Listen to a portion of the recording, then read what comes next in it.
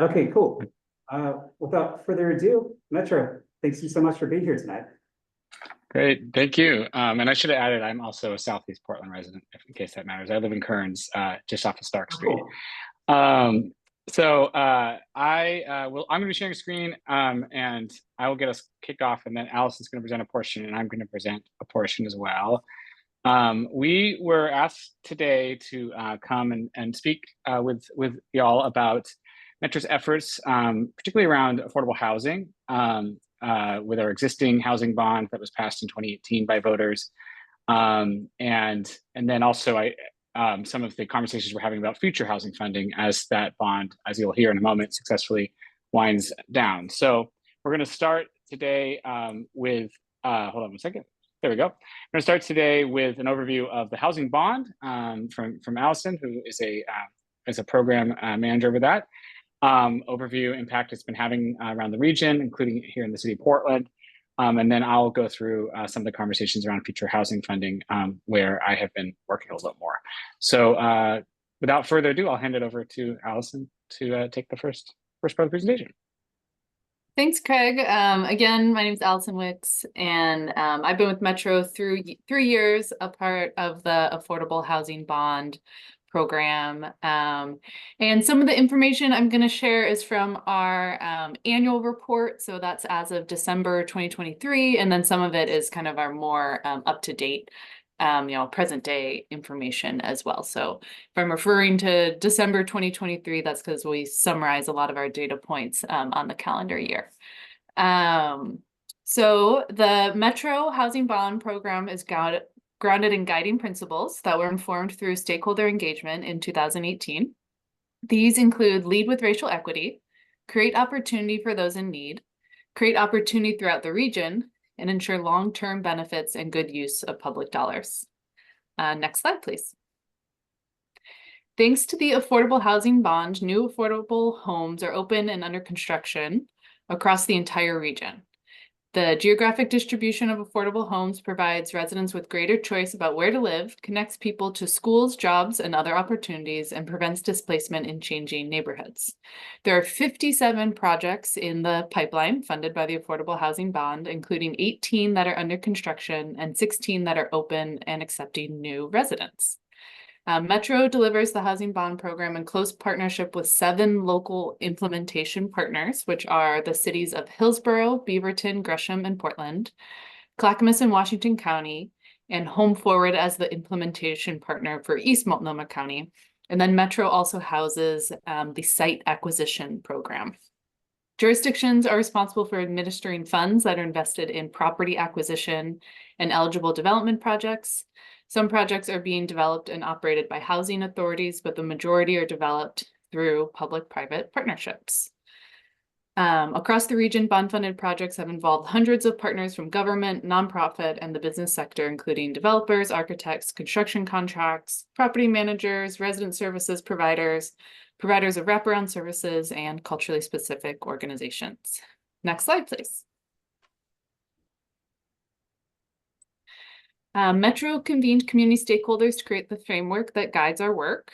The framework identifies goals and priority communities to be served by bond investments. Our regional housing portfolio includes buildings with different mixes of unit sizes intended to serve different household sizes and configurations. Many units are also designated to serve specific priority communities. As required by Metro and local partners, project plans reflect strong commitments to affirmative marketing, low barrier screening, and prioritize referrals to ensure that projects are reaching the priority communities established in the measure. Next slide, please.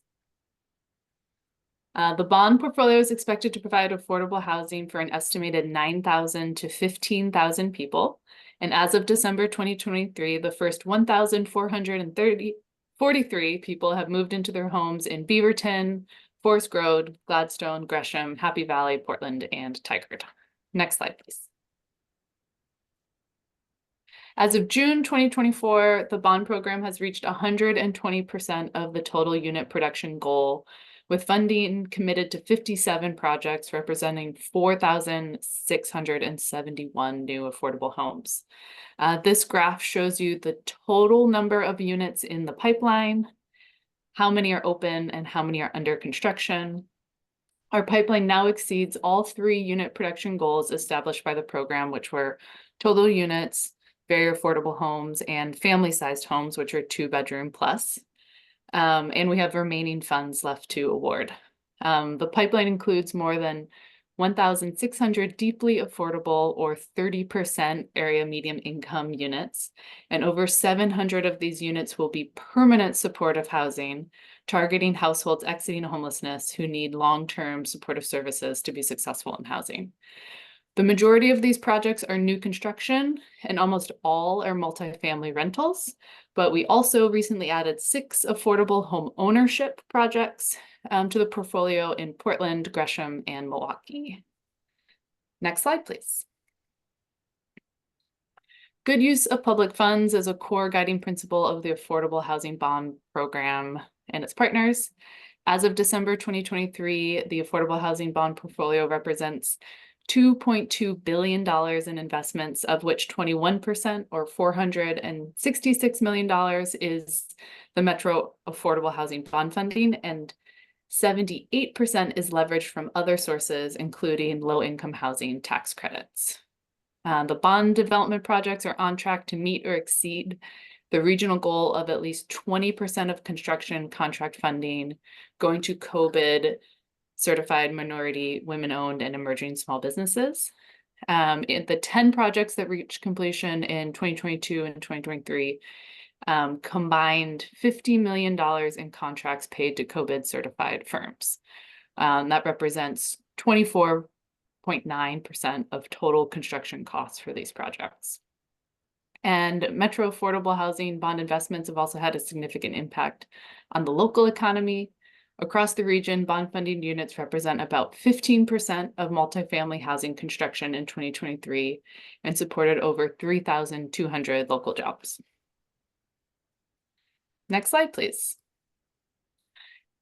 As required by Metro and local partners, bond-funded projects must demonstrate strong commitments to affirmative marketing and low-barrier screening to ensure that projects are reaching the priority communities established in the measure. Affirmative marketing approaches include working with property management companies to ensure material and services are accessible to people with limited English proficiency via translation and interpretation into multiple languages, as well as strategies to market units through partnerships with community-based organizations that can level informal channels and word of mouth.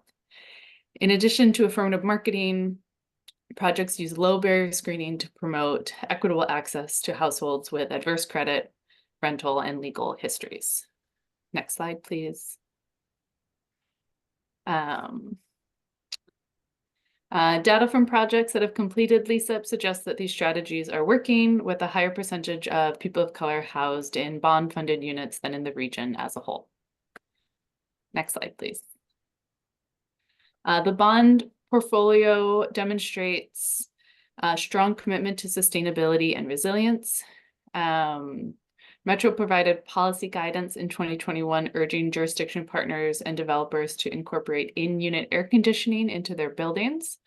All projects added to the bond portfolio since the guidance was issued include in-unit air conditioning, and jurisdictions incorporated the requirement into funding solicitations for future projects.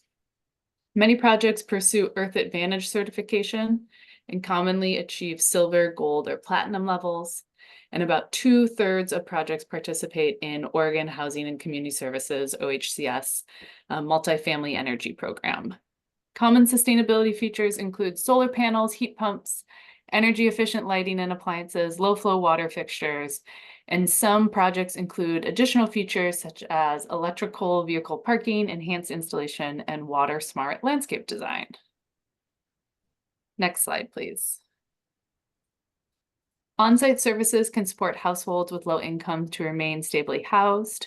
Across the portfolio, 96% of projects include formal partnerships with culturally responsive or culturally specific organizations to provide resident services and other programs. In addition, 28 projects will provide ongoing case management for 747 households in permanent supportive housing units, which are intended for people exiting long-term homelessness. 57% of these projects are leveraging funding from Metro's Supportive Housing Services Fund. And on the next slide, I have an example of one of those projects. So the Hattie Redmond is a housing development that braids together the affordable housing bond funding and the supportive housing services resources. It's located in North Portland. The Hattie Redmond was co-developed by Home Forward and the Urban League. The Urban League provides trauma-informed, culturally responsive services tailored to meet each resident's needs. And potential future residents and service providers were involved in the design of the project. The housing bond contributed $4.4 million in capital and construction costs, and the Urban League's culturally responsive trauma-informed services are funded by the Supportive Housing Services measure. Next slide, please. The bond is delivering on the promises made to voters. The bond program has already exceeded its housing production targets, and we're on track to build a total of 800 more homes than expected. The program is also making ongoing progress in moving forward on the program's goals of addressing disparities, increasing equitable access to housing, and advancing racial equity. Data from projects that have completed construction and reached full occupancy over the past 2 years show promising results in construction workforce, occupancy, and lease-up outcomes. The bond's integration with Metro's Supportive Housing Services Fund and expanded support for permanent supportive housing will strengthen our ability to address the region's homelessness crisis through bond investments. Next slide, please. And this is my last slide.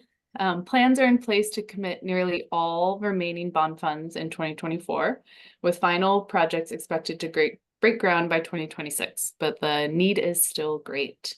This slide shows that the anticipated timeline for disbursement of remaining funds and completion of remaining units. The Metro bond funds will spend down in 2024 and 2025, with final disbursements to projects in 2026. Typical projects take 39 to 47 months from solicitation to pre-development through construction and lease up. So almost 3 to 4 years. Most remaining units are expected to be completed by 2027, with one final project in 2028 or 2029.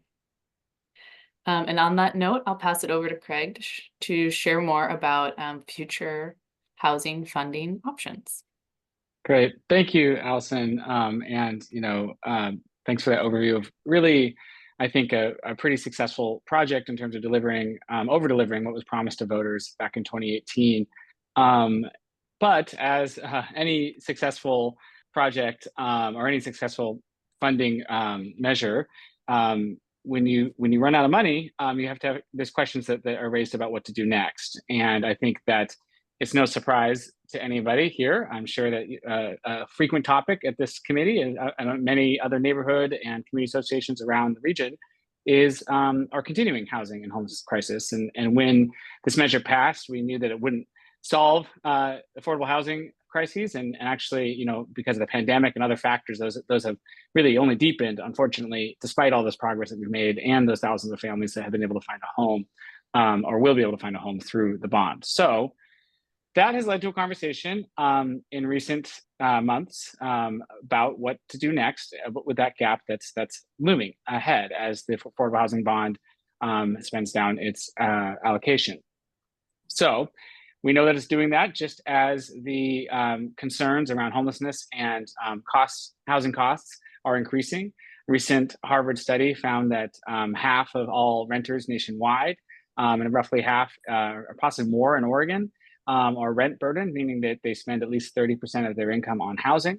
That number is higher for communities of color and lower income renters. And that's a main reason that already the previous bond had that particular emphasis on some of those communities, also higher for older folks with disabilities. And so, those have been areas that there's been focus in the past. And, increasingly, we do understand there's a strong link between the cost of housing and homelessness, with inability to pay rent being really the top reason that households are evicted in Oregon. And a lot of those evictions increasing actually as the COVID kind of pandemic era renter protections have expired. So you probably have talked about a lot of that either here or in other spaces. So that's really what led a number of jurisdiction advocates, housing providers, and others to come and start talk to Metro about, hey, maybe we need to have a conversation about what's next, and also apply some lessons that have been learned from the implementation of the Supportive Housing Services, or SHS measure that was passed in 2020. Really quickly, I'm just going to go over what that measure was. You probably know all about it. This is a pretty involved group of people, but just in case, that was approved by voters in May 2020. It really was intended to fund wraparound services and rent assistance across Clackamas, Multnomah, Washington counties.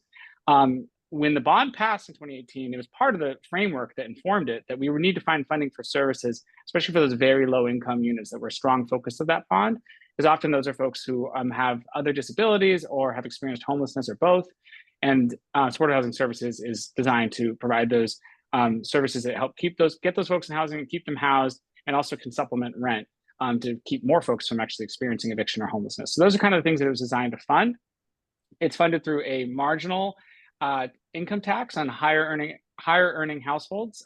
That's defined in the measure as $125,000 from an individual or $200,000 for a couple, and a tax on larger businesses that are operating in the region as well, and the profits of those. You may recall the taxes are set to expire in 2030 unless voters choose to extend them. And also, it's not able to fund the kind of housing capital that Allison was just talking about with bond funds. It's only funding services and rent assistance. It can't fund permanent housing, but it can work with that bond funding to create permanent supportive housing units and fund those services at least until the taxes expire. Implementation works this way. Metro collects and oversees, provides staffs an oversight body, and does some regional planning and data around the measures implementation, and the 3 counties are responsible for developing local implementation plans and for spending out. And you probably have heard, we can just acknowledge it's been a bit, in some ways, of a bumpy start. We're setting up this whole new program in the middle of a pandemic, and also in the case of Washington, Clackamas County especially, going from very little funding for homeless services to a rather large, in fact, larger than we had anticipated amount of funding for these important services. So that said, it is off the ground and making progress this fiscal year. This slide shows the first 3 quarters of this last fiscal year, which ended June 30th, but we don't have the latest reports. So as of that time, you can see for the annual goals, it kind of shows against annual goals, we're already pretty close to meeting or had exceeded for the year goals for rapid rehousing placement for households, permanent supportive housing placements. Again, that's funding the services, not the units themselves. Eviction prevention services, over 2,000 households already by that point had been able to access those services. And also temporary shelter units. It's something that it can fund as well, with the idea that we're helping folks get out of homelessness or avoid it to begin with, and pairing that with other available units and other funding sources as we can. But as I said, it has also collected more than expected, which is part of what led to this conversation, particularly given that a new affordable housing bond at this point is not seen as politically viable, based on public opinion research, as well as key stakeholders who have said that they would oppose that. Those are some of the things that have led to this conversation about, well, what if supportive housing services revenues could be expanded to be made more flexible to allow their use for to create and acquire permanent affordable housing as well that can be paired with those services. So you can see more, by the way, both the bond and SHS, there's dashboards online, and you can see more there. You can also just go to oregonmetro.gov/housing and link through. It's probably the easiest way to get to those.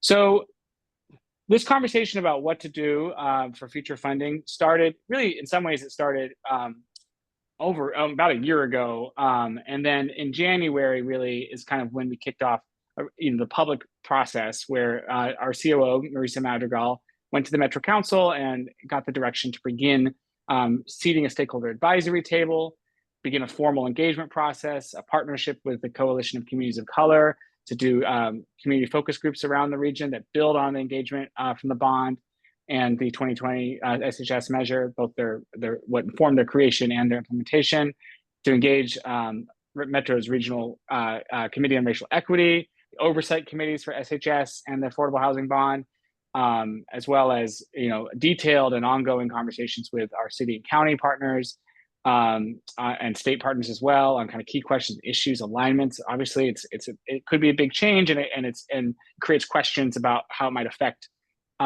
implementation plans and all that.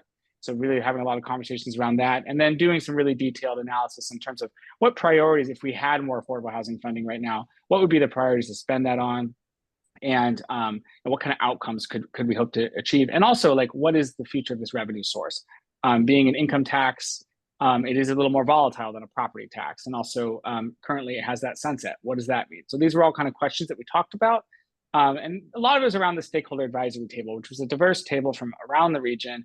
It had elected officials, it had community representatives, it had business community representatives, it had housing providers, it had representatives of the oversight committees for the measures, really trying to put our heads together and say, well, what would be the consequences if we allowed this gap to happen? What funding sources are realistic? And then, who could be served and how could be served, and what other changes might we make to address things that we've learned through the implementation, things that have gone well, things that haven't gone as well, through the implementation of SHS and also the housing bond. How can we bring all those lessons together? That's kind of been the themes of the conversation. So that culminated a couple weeks ago now in the release of a recommendation from Metro's Chief Operating Officer, Marisa Madrigal. She presented that to the Metro Council on July 9th. You may have seen some news coverage around it. It did get a flurry of coverage because obviously we know this is folks' top issue in the region, and we want to keep working to address that. So she released that recommendation, and it really tries to pull together all these different threads of input that we had. We didn't go into it thinking we would find 100% consensus, and we didn't, but trying to reflect the diversity of the viewpoints, make sure people heard their voices were heard, and also lay some groundwork for future work that needs to happen next before any of these policies can become actions, become real, I should say. So there's kind of three main parts to the recommendation. I'm going to just go through those quickly. First and foremost, we heard across the board really that stakeholders, partners, voters just want to see housing of all kinds. It doesn't matter whether you're low income, moderate income, large family, small family, older, younger. Everybody's struggling to find housing that they need, and we're way behind on production. So just in general, Metro does do a lot of work to try to support efforts to boost production across the board, whether that's reducing housing construction costs through working with cities to streamline permitting or things like that, anything that can slow down housing production, working to find infrastructure funding in Salem, or apply for funding from the federal government to make land ready for affordable housing construction, and really any kind of, or just I should say any housing construction. And really supporting any kind of bills in the legislature that do that, in balance with the values that we have as a region in terms of protecting some of the qualities that, make this a good place to live, but also acknowledging that we have a shortfall in housing, and we should continue to work as much as we can with as many partners as we can to address that. I'm sure you talk about that a lot in this committee as well. The second sort of group of recommendations from the Metro COO are kind of shorter term actions that the Metro Council could take on its own without needing a ballot measure. The third item is a ballot measure, and I'll get to that in a second. The COO has recommended that based on a lot of feedback that we heard from a variety of partners, and here's my cat Mars, who always gets in my lap when I talk, that we immediately move to renegotiate portions of our intergovernmental agreements for supportive housing services, which Metro has with each of the three counties individually. Basically, because across the board, including at the counties, everybody recognizes that a lot of our existing oversight and accountability mechanisms aren't really working as well as they could. There's not good correction mechanisms when things don't go as planned, such as this funding being a little bit slow to get out the door, with some of the counties are not meeting certain targets, and there's actually not really consistency in targets as well. So what can we do right now with the counties to renegotiate portions of those SHS agreements over the next few months and see if we can improve some of those structures and roles? And then secondly, as I mentioned, it's meant to be the personal income tax portion is meant to be a higher earner income tax. And the COO has recommended that, recognizing that $125,000, let's say, for a single individual in 2020, with inflation and whatnot, is not what it used to be. Let's put it mildly. And even over the next 5 years, we can expect that will grow. And so to really, with inflation, like 125 doesn't go as far as it used to, I should say. So really to look at ways that we might increase that threshold for the minimum, what defines a higher income household, and then perhaps index that so that it goes up over time, either with inflation or another kind of measure. And so she's recommended the Metro Council consider doing that in the near term, like over the next few months. They can do that by ordinance. There's still some more conversation to understand what the impacts of that would be, and we definitely have heard some concern about that from some advocates for services and for housing. And so that's something we want to explore a little bit more, and before the council takes an action on that. So that's something that's underway. And then finally, and perhaps most significantly, the COO has recommended that the council consider referring a measure to voters as soon as May 2025. That would do several things. And this is, again, based on, for most of these, we heard really widespread support amongst the stakeholders, the community members who were engaged, and public opinion research that we did as well, that shows that the voters are receptive to these ideas as well. First and foremost would be to continue and in many ways redouble our efforts to serve those with the greatest need. That is those folks from 0 to 30% area median income, who often either are or have experienced homelessness, sometimes chronic homelessness, and really with the limited resources we have, that should be the place that we focus the spending that we have with SHS dollars, whatever it's used for. So that was one thing that we heard pretty loud and clear. Second would be to expand the allowable uses of those funds so that they can support the creation and preservation, acquisition of affordable housing, deeply affordable housing, with a focus on that. So that's 0 to 30%.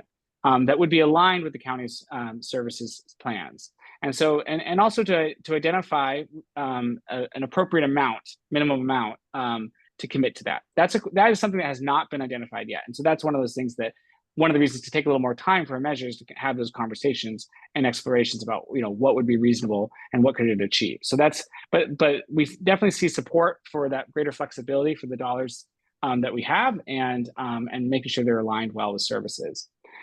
The third thing would be to improve the regional oversight and accountability mechanisms for the SHS measure.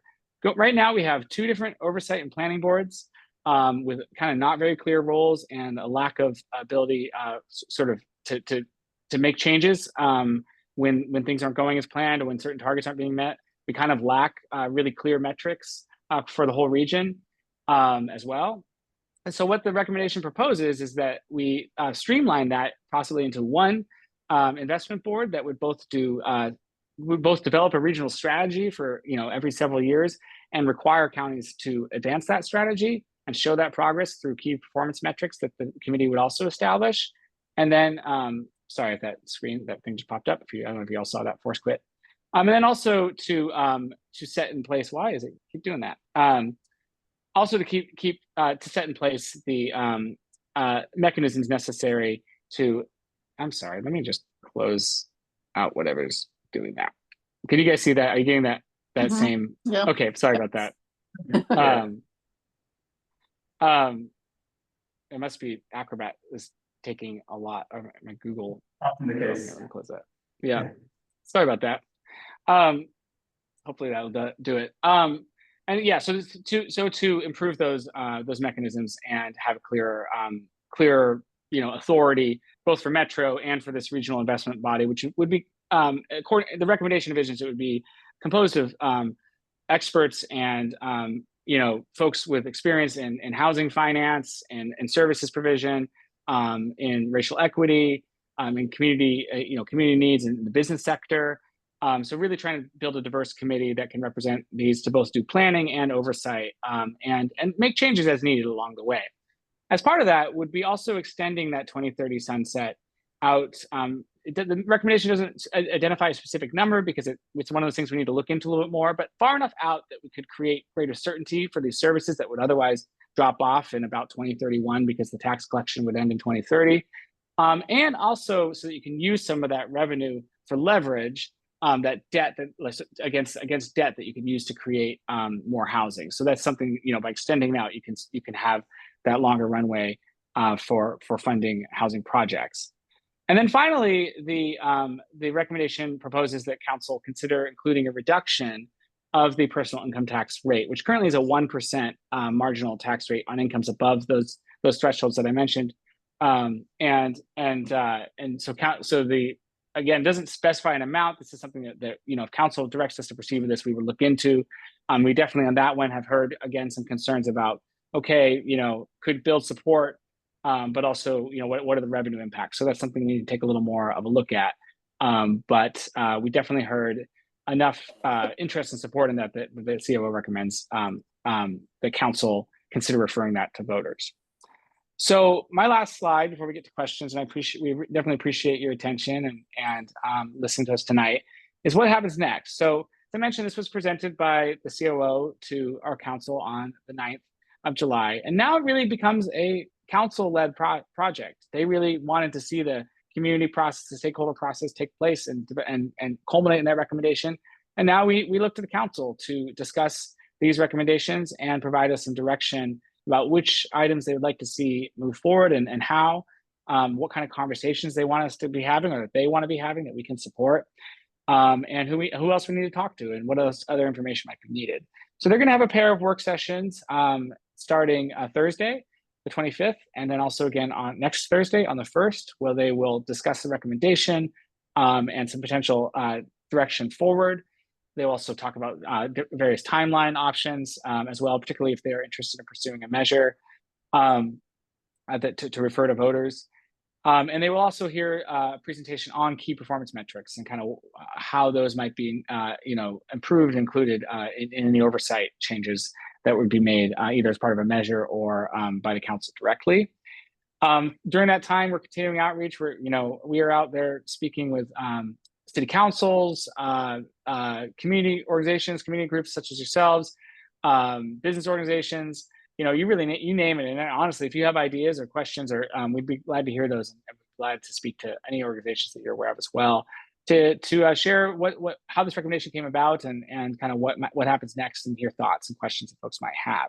And then finally, Allison and her team on the bond side, of course, are continuing their project development, completion, and monitoring of projects that are completed and reporting out as they continue to on the track record that they've established and spend down the existing bond over the next several years. So that's really important work, and it continues, as well as supportive housing services implementation continues. Of course, it's not paused while we're having these conversations. The counties are moving forward and continuing to try to expand up their services and rent assistance across the region as well. So that's important to say as well. That's a picture of our Metro Council. I'm sure you all probably know your Metro councilors. For most of you, it's Councilor Huang, but now that I hear Southeast Uplift has expanded, some of those Northeast neighborhoods are represented by Councilor Nolan, I believe. So that's an interesting fact. I wasn't aware Southeast Uplift had expanded till tonight. So any questions for us, you can we're happy to answer tonight. You can also learn more at the current programs at oregonmetro.gov/housing. The future funding, the recommendation is available at oregonmetro.gov/housing funding. And then we've got my contact info and Allison's contact info up there as well. And we'd be happy to field any questions that you may have. So I'll stop there and happy to take any questions you have tonight that come to mind immediately. Yeah, well, I just want to say first, thank you so much. It's so great to celebrate successes, and it sounds like this report has been overachieving the goals and addressing very critical regional needs. And so it's something that's been a priority to all of our coalition partners, is how you address this need. So, let's take this moment to celebrate and say thank you to everyone Metro and your partners in the nonprofit building world to making this happen. Just so thank you very much. Did you want to say Terry had some questions? So let him ask them to you. I don't know if these are exact, but when you're constructing these for housing, how does Metro look at possible need for off-street parking? I know that the hub down in Hollywood is very concerned, more than 200 units, no parking. And the parking in the Hollywood district is already full. You can go over to Coley, in the Coley Triangle, there's plenty of parking under that low income building. So how does, when you're using the bond money here, how does Metro look at off-street parking? 59% of low-income people drove to their place of employment about 10 years ago. I don't know what it is now. I can put on my urban planner hat and do my best to answer that, and Craig, go ahead and jump in. I would say we follow the local land use laws. And that there was, I think, a statewide ordinance around the requirements for parking at affordable housing projects as well, reducing them. So I would say one project that I can think of as a specific example is our Troutdale project. So there was a lot of concerns about the parking ratios that the city of Troutdale had, which were much higher than the city of Portland. And with the, Craig, do you remember the name, or maybe someone else in the room remembers the name of the statewide ordinance that was passed? Climate ready cities. Yeah, climate smart communities. Climate smart communities, which reduces the parking ratios. And so that project actually kind of landed somewhere in the middle of the, I think it was 2 spaces for every unit that the city of Troutdale required down, so they landed in the middle on that. So I would say Metro bond funding does not have requirements around parking, and that we follow the local rules, or in this case, the rules from the state. I don't know if it's an ordinance, the state. The reason I ask, because I know in Portland it's not required, but it can have a real negative impact on communities if it's not put in, and that's why I asked. My other question is more specific. I live very close to the Ellington Apartments that the city owns, 244 units on about a 6-block plot to look at the actual space. I have heard rumors that they're going to renovate them or take them down and put up something new. Would that be something that the bond would be covering? They were renovated in about 1980, in the late 80s. They were built in the 40s after World War II. The bond funds don't fund the preservation of existing units. They're only for the construction of new units. Okay. Now the city owns those, but my suspicion is if they took them down and put in new units, there would actually be more than the 244 that's there now. Yeah, another example that comes to mind for me is in Milwaukee. There is the Hillside project. So that's there's the Hillside Tower that was redeveloped, and then there's kind of a low density, fairly large site that has many existing kind of bungalow affordable housing units. And in a phased development, they're relocating the folks that are in the existing on-site units, and then building, 2- and 3-story buildings. So it'll have the replacement for that project will be there'll be more units than what the original site had, but I don't know. The Ellington, I haven't heard anything specifically about that project. The Ellington is all 2-story units, and the smallest buildings have 4 units in them, and they are the ones that have the multiple bedrooms, or like maybe 3 bedrooms. They're up and downstairs, or the bigger buildings, the L-shaped buildings, the U-shaped buildings have a lot more units in them. Yeah. Anyway, I thank you for that. I'll say our partner in the city of Portland is the Portland Housing Bureau, so they're always a great resource for questions too. This is really random, but do you have like the 3-bedroom housing unit numbers? I know you said 2-bedroom plus, but I wonder when you refine it further, is that a data set you have? I mean, probably yes, but sorry, on the spot. Yes, we have it. Do I have it like broken out on the spot? I don't think so. In our annual report, we have like a table of all of the units, so I'll check there. it's something I could get you pretty easily.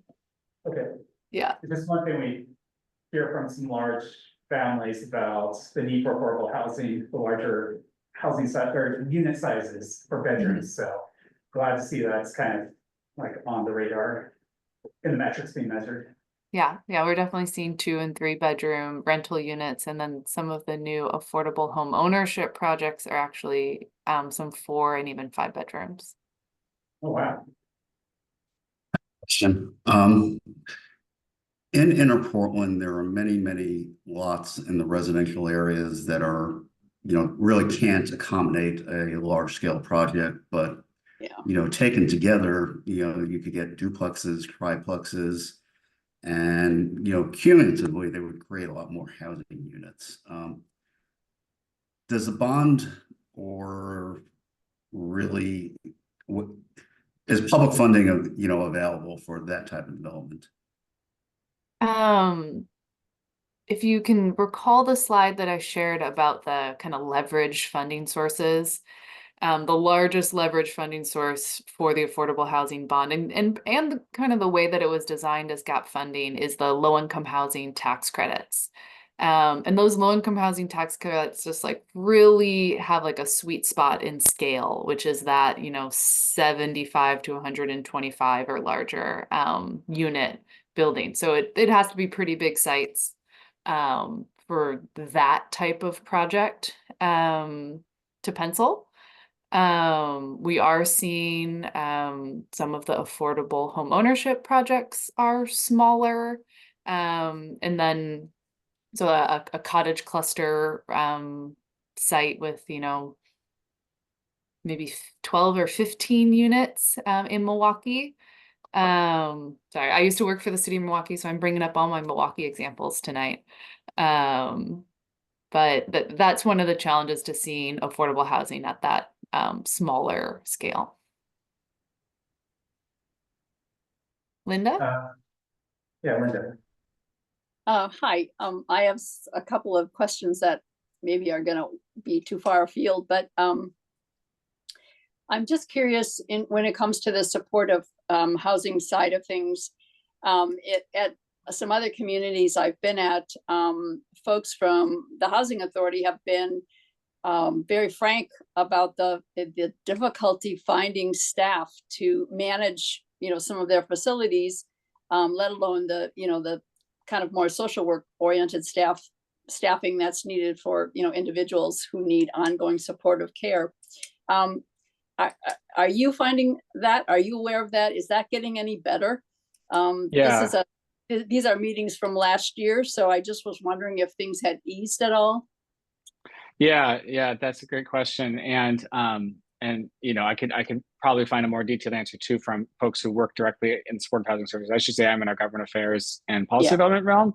But I do know that obviously it's really hard work being a service provider and a lot of these direct folks, it's really hard work. And one of the big issues has been wages and what people are paid for that work and trying to find the right, amount that honors that, but also like allows the services to be provided and find the right balance. So one thing that Metro has done in our sort of central role is looking at, we can kind of look at sort of implementation issues across the region. And so looking at like doing a wage study is something that there's been some research around and conversation around about how to find like the right wage amount and to address some of those concerns. So that's something that could improve, honestly, with a clearer oversight structure and investment structure, because we give more guidance to the counties and say this is like what you need to be hitting the targets.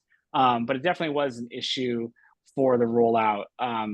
One reason that rollout was kind of bumpy at first, particularly with supportive housing services, and particularly I think in the suburban counties as well, just finding people to do the work. So I could look more into that if you're curious, but that's definitely been an issue. I think it may be improving a bit, but it's still definitely an issue. Yeah, and it seems like when wages are too low, then you're not also able to attract the skill level that Correct. you need. Because you're dealing with folks that have come from a place of struggle in their lives, oftentimes if they've been Yes. homeless before or on the verge of being homeless in either case, or have, other kinds of disabilities that need ongoing support. So yeah, anyway, that was really concerning. I hadn't thought about it in the housing context and until I was at those meetings, and that was really concerning to me. The other questions I have are sort of to do with leveraging. And I'm wondering, well, first of all, can an affordable housing building have commercial spaces on the ground floor, or is it all residential units? Yes, they can have commercial spaces on the ground floor. We're often seeing, I think maybe 3 projects that are doing like early learning centers on the ground floor. That So was my that's a good question. pair Yes, of whether use. you're able to partner with that new Yeah. money coming there. So there's a Naya Early Learning Center at 42nd and Killingsworth. That's the PCC Killingsworth project. And then at 74th and Gleason, which also like all the names that I have are like the pre-development names. So like now it has a nice name, but that one's under construction and also has an early learning center. It sounds like your folks are acutely aware of the funding that's coming, from that source and are able to direct people to go for it or whatever, if it's appropriate for a given site. And the other thing that was concerning to me is that in one of the settings, I think the money was all coming from federal sources. And I wasn't sure if this is a rule for affordable housing with public money of any kind, is that if you were doing a childcare facility, it could only be available to the people that lived in the building. And that was really difficult for providers to have enough clientele if they couldn't go into, include people from the surrounding neighborhood. And I was just wondering if that is just something that happens with federally funded projects, or if that's something that you bump into with, the kinds of government monies that you're putting together here for your projects too, or public and private. I'm not sure. That's not my area of expertise. Okay, sorry. I said it might go far afield. Yeah, And good question though. The last one in terms of leveraging is, are you able to be coordinating with PSEF funding, not in terms of directly, but using people that are perhaps, becoming trained as contractors or builders or whatever, or in other ways being able to connect with that resource? So the Portland Housing Bureau is one of our implementation partners, and the way that they often select projects is through a request for proposals process. And their 2 most recent solicitations for projects included PSEF funding as well. Oh, good. So they're able to layer in, kind of all the different funding sources that they have to fund projects. Great, thank you. Yep. And on the topic of like wages for the support of housing, is there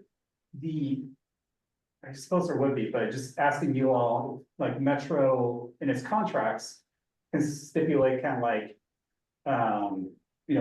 personnel requirements, like sort of like a certain standard of living or compensation in order to award those contracts? I suppose it's more a question for council than staff, Yeah. but.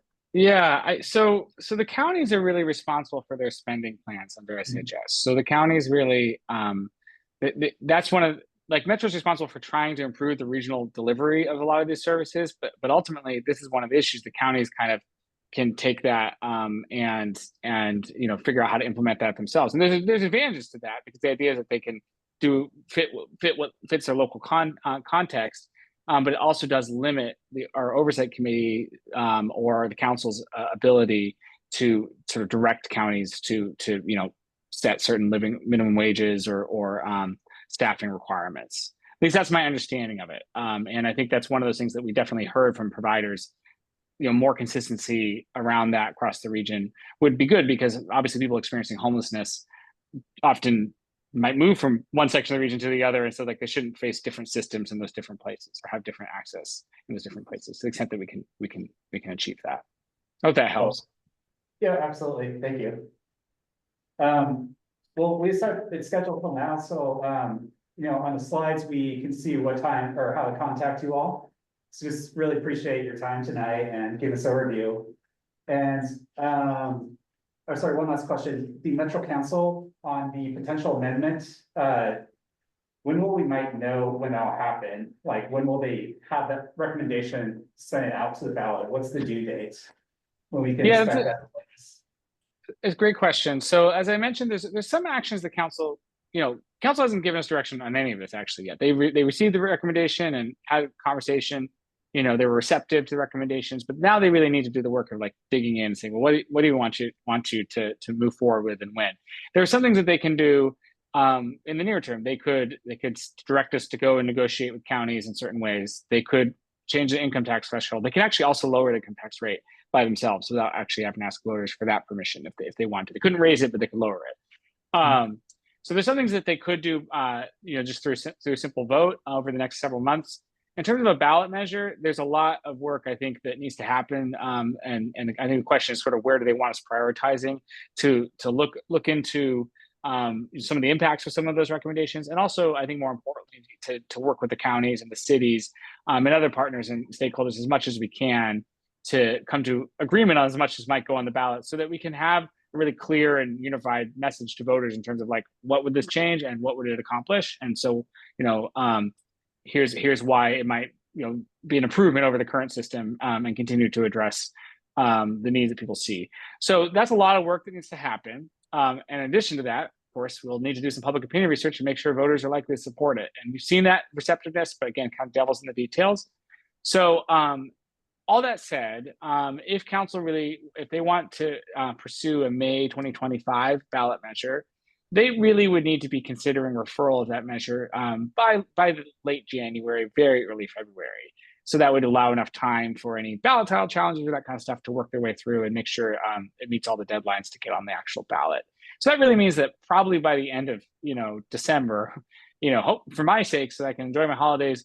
I'd love to know so that we're actually working on what the language would be like and what the details, particulars of that would be in December, so that we have some public process around it at that time. Well, excellent. A lot to consider. So thank you for that. And Allison, those are the housing numbers. Yeah, I just wanted to try to answer your 3-bedroom, 4-bedroom, 5-bedroom question. So I pulled that from our portfolio. So that's as of June 30th. And to answer Lisa's question, so there's 57 projects with affordable housing bond funding in the portfolio. 6 of them are affordable home ownership, which are townhomes or cottages. So the vast majority are apartments. And the price range is a great question. It's based on income level. So it is a 30% AMI unit is going to be one price, and a 60% AMI unit is going to be another price, and then that's based on the size. So it varies. Okay. Yeah, sorry. No, There's that's okay. a HUD table I'm that you can still look trying at. to figure out what affordable is. Right. So, yeah. I'll see if I can find, our communications team does a really good question when we have new projects opening, of answering just that question, because that's one of the most common questions we get. Yeah. I can Thank you. find one of those articles. Well, thank you all so much. Kept you a few minutes beyond, and I know you have some things to tend to, so appreciate your time so much. And we'll just take a brief break at this time. All right. Thank you all. Thank you. Thanks for your service. Bye. Thank So you. Good night. So I'm just gonna get some water. So if you all want to do that too, now's a good time. I'll be right back.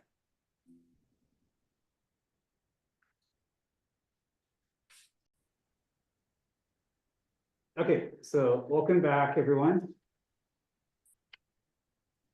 So part of the change with the new district coalition office model update is just the rearranging of the districts into 4 service areas aligned with the Portland voting districts, which, keep in mind, these are separate institutions, but nonetheless to just make the contracts relatively equal. They were divided along 4 population lines, kind of similar line of thinking for the new proposed districts in the city of Portland. So part of that means, we're welcoming Rose City Park, Rose Way, and Madison South into the district. It also means Selwood, Eastmoreland, Reed, and Arnwald Johnson Creek are going to District 4. And I will say it wasn't their choosing, because of the shared geographic connection to the historic Southeast Uplift, coalition area. So anyways, nonetheless, to make sure it was more clear, a new charter, update to the charter is required. Most of the update is just clarifying like the assumed membership, contributing organizations, but also just clean up some of the language, make sure the terminology is consistent, that's easier to read. And a little bit of oversight about how we've appointed people in the past. For example, Southeast Uplift's Alliance Transportation Committee has appointed someone to the TriMet Division Transit Project. So that was like just a vote from the committee on, it's too much for us to have these monthly updates at the Alliance Transit Committee. We want like more like quarter or like every half-year updates. But this delegate can kind of take the conversation, provide some updates, and we can provide feedback. So it just clarifies that option based on how the committee's functioned in the past. And just to clarify, this is a standing advisory committee. So like we don't act unilaterally without either the board already giving that approval, or we typically make recommendations to the board, if anything at all. The hope is that you share us back with your colleagues, friends, and networks and community groups. So that way you all can have informed participation in making like transportation land use policy in the district. So hopefully these changes, nothing's like too out of the ordinary. It's just based on a lot of feedback that you all provided with the survey that went out a couple months ago.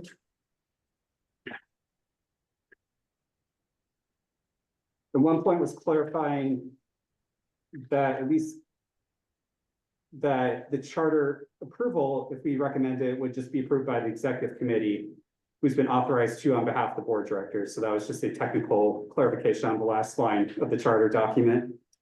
The main thing too was also appointing of a chair. There hasn't been one for a few years, but there is a process if you'd like to encourage it too. Just incorporating that into the bylaws. Not bylaws, sorry, charter.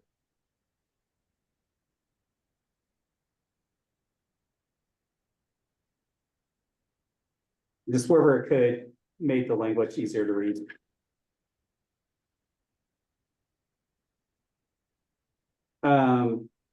Is there any thoughts or feedback on this? Because if this looks good, we can just send it to the executive committee and they could provide their feedback too. Yeah. I've got one question. Yeah, go for it, Derek. And I'm going by our own Rose City charter for our land use committee, land use transportation. If an issue comes up that is urgent, in other words, the decision will be made before the next board meeting. Our land use committee has, our neighborhood land use committee has the right to make a recommendation without that the board.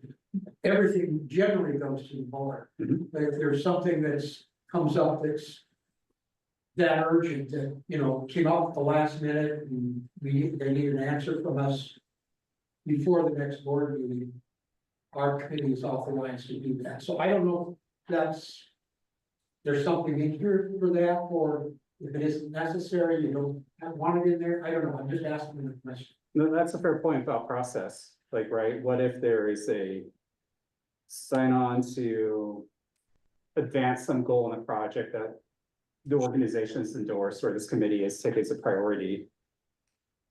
I know what you're talking about. Some groups have. I did not explain it very well. No, you did. You get the gist of it. I mean, hopefully nothing is too out of the ordinary or last minute that is required. Like, for example, we could do like a group process to figure out like what the priorities are. I mean, I do this like just meeting with you all and like hearing from your notes and feedback about like what are your pressing interests.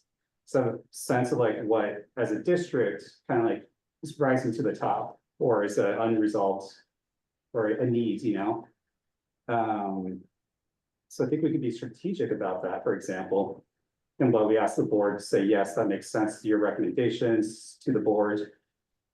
That's the normal procedure, just send it to the board, but I Yeah. said if something has to be, a decision has to be made before the next board meeting, you can't do that. Does this committee have any authority? Not typically beyond what's already been granted by the board, Okay, which sometimes could be broad and general, but usually it's really more specific.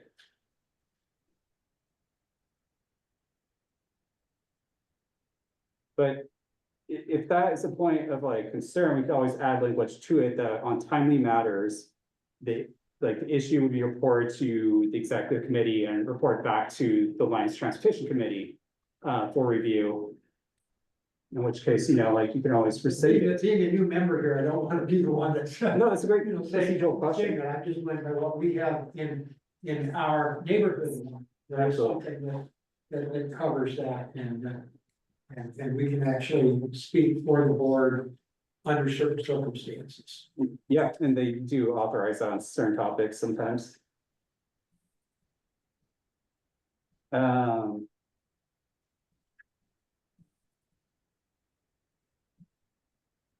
I mean, typically like this is more like a learning collaborative space, less of like take action in the moment, but We don't have, you don't have to necessarily Yeah. cover that tonight, but it is a question.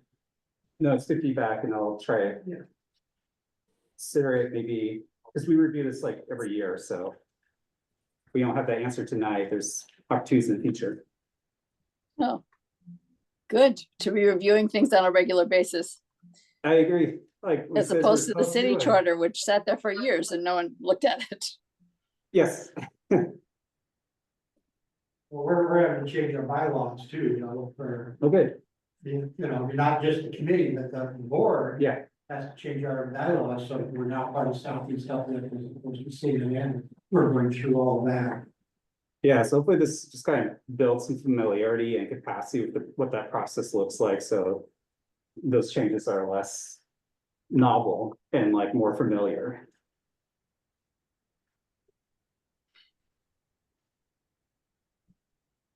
Well, if there isn't further discussion or if we need to address that point, we could just issue a recommendation to the board that this charter keep it going forward with the changes and we'll revisit it next year if need be. It seems sensible. I have no authority to, recommend anything on Hans' behalf, but it seems like a sensible next step. Sounds good. Thank you. You need to update it for the, to bring the new neighborhoods in, so. Yeah, it needs to happen anyways. that has to happen. And there is like provision there, like Linda, about the committee may add or remove members to the majority vote committee present. There's similar language in the Southeast Uplift bylaws, so that way, like, if there is a new group or like specialized knowledge that can be incorporated in, so it doesn't have to necessarily go through like the whole charter change. That change would then be incorporated in the next round of charter change is how I think the procedure would play out. So we're not like sitting in our hands for like 11 months of just like Right. rules. Well, cool. I'll just, if there's not anything that stands out as incorrect, I'll just send this to executive committee for their review and. Well, sorry, I guess do a quick vote, people here. Shall we send this to the executive committee for their review and approval? I guess all present. Well, My question is, who is the executive committee? so that is our board president, Dave Weaver, and the vice president, Pat West, and the treasurer who changed recently it's not no longer Doug Walsh because Sullivan's not in the district anymore. I need to follow up on who that is. So it's your officers? Yes. Okay, that was a good enough Okay. answer. Yeah, just, you know, I was just curious. Put me on the spot. Who's your executive committee? Like I said, I'm a new guy here, so. Great questions. Yeah, okay, so I'll follow up and send to them and report back at a future date about what they say, if anything, probably just to prove it. And then the last meeting was a lot of topics, and there wasn't much time for updates, so I wanted to make sure I carved out some time tonight in case people want to bring anything up, or I know I've sent a survey out to most of you. I think if you haven't got it, Linda, I thought you got it. You know, I could send it again.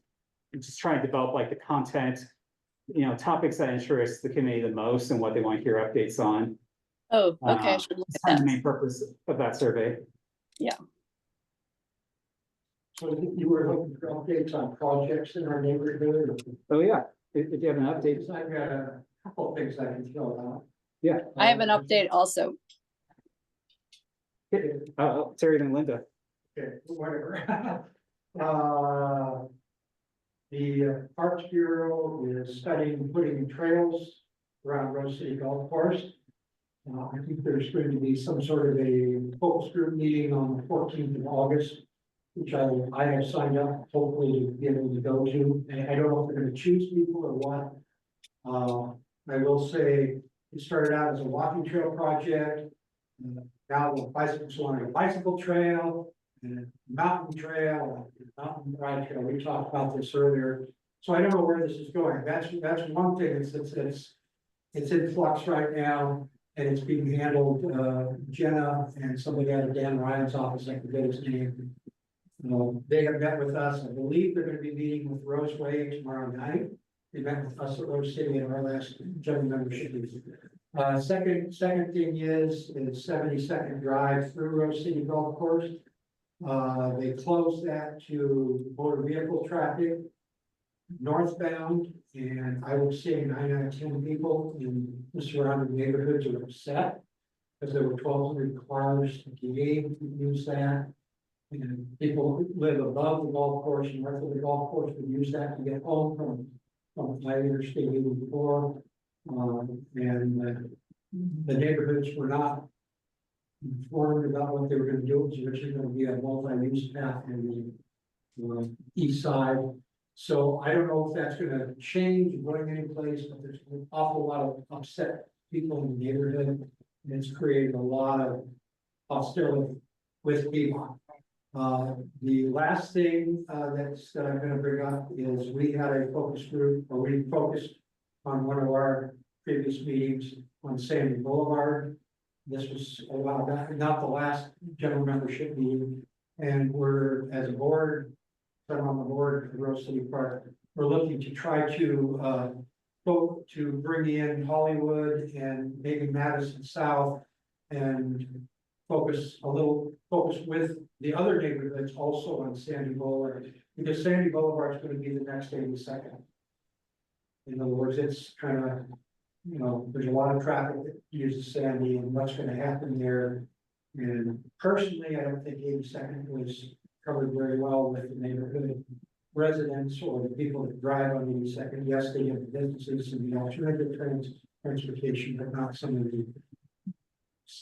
They missed a lot. So anyways, that's my opinion. Well, thank you, Terry. And for people who don't know, like the Rose City Parks is going to be in a task force to like get feedback on the trail system in the Rose City Park. There's a lot of different there's a lot of different demands on the space, and this is kind of figure out how to proceed. Just to go back to that for a minute, it was a Metro grant, $2 million Metro grant. It was originally, they had to provide ADA access. We're still not doing it to the bluff, which is kind of an issue. Now it was a walking trail project. Now the name's been changed to a recreational trail project. And this is just recently, I haven't been involved with that change. Like I said, it's my intent to go to the August 14th meeting Because I have asked Jenna, who is the Parks Bureau person, and is working on this, that I would like to be in the focus group, so. And I've sent in the required application and whatever. Awesome. Yeah, anyone else that's interested in being on that focus group, you can put fill out a form expressing your interest and they'll select people. There is a survey out there. I Yes. don't know whether it's still active or not. Oh, the survey, yeah. Yeah. I think that might close. I'll double check I that. think it closed too, but I'm not positive because I filled it out quite a while ago. Linda, sorry to keep you waiting. You said you had an update to share, Linda. Oh, yes. Hot off the press, and I'll send you the details, Machu, so you can publicize them as you see fit. But we're actually, I think it's on the 24th of July, we'll be celebrating our 1 year milestone for the Clinton Triangle TAS site, the transitional shelter site that has been in place via the mayor's office and city of Portland. And so we're doing a kind of update, letting people know how it went, and also talking a bit about the future, where we'll go from here. And that will be happening on September 17th at the Aladdin Theater, right there at 11th and Powell. And we'll have a panel discussion, and we'll have a lot of time for Q&A. And we're worried that not many people will come because things have been going pretty smoothly. But we're hoping, for a chance again to talk with other communities that might be interested in being engaged in these kinds of projects, and also folks in the community who have always wondered, like, well, what goes on inside there, and how does this work? So we're very much looking forward to sharing the data that we have, and to talk about how our Good Neighbor Agreement has worked, and the challenges that we're still facing. And I'm using the royal we here. But we have a community oversight committee that monitors the Good Neighbor Agreement, meets twice a month. City staff has been super responsive, very helpful, doesn't have magic answers to some of the housing crisis in our city, but certainly tries to share whatever resources and ideas that they can. And we were talking today, because we were planning the agenda today for this event, and how much the staff there is so committed to this being, a learning kind of situation, that they're continually seeking to improve the blueprint that they started from, in terms of how this particular approach would work.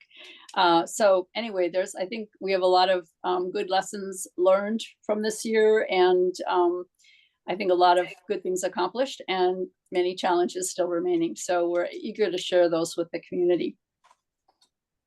Do you know if the task site might produce reports, maybe like what were the metrics? And yes, well, there is a dashboard now that you can follow some things on, and will certainly be helping people. We were talking about QR codes and making the slide deck available from that night, and doing lots of anything that we can think of that gets more of this information out into the community in a really accessible form, that anyone who's curious can access more specific details if they want to.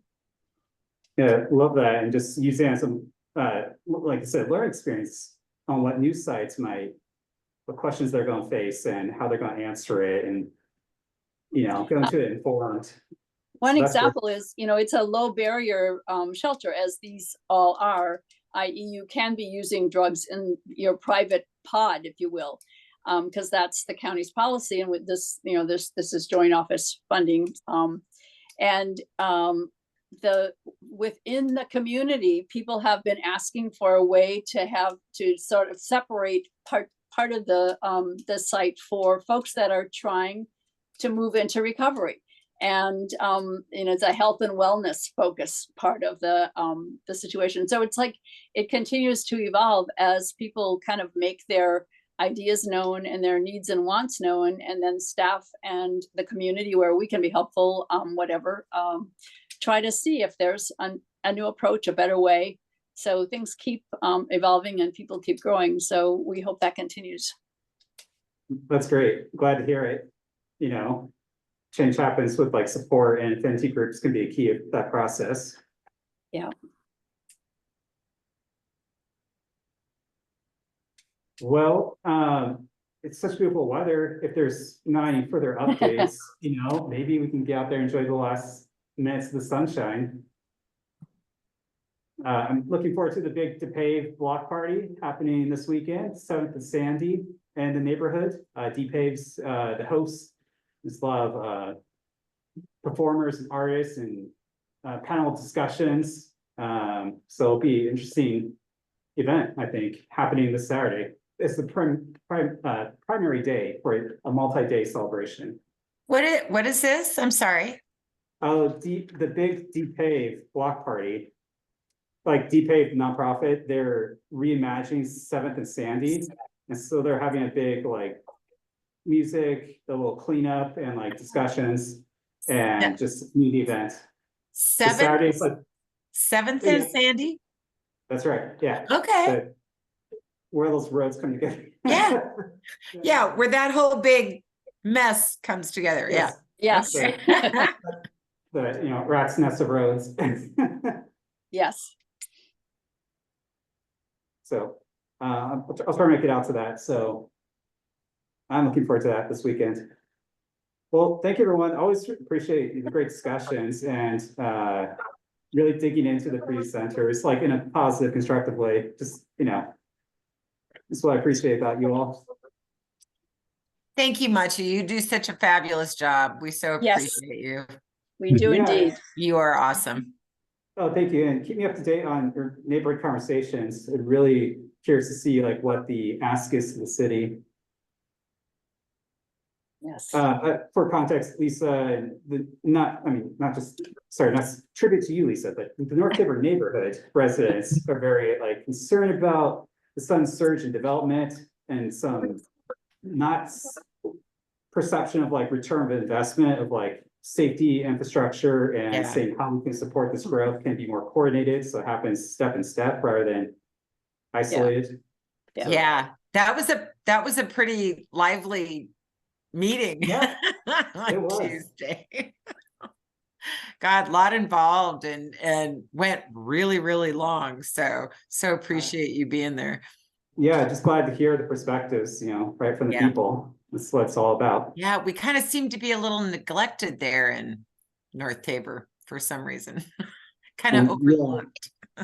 Well, the city's listening, and I think we'll find a working solution. It's my hope. Absolutely. Absolutely. All right, you guys have a great night. Yes. Thanks, everybody. Thank you. All right, good night.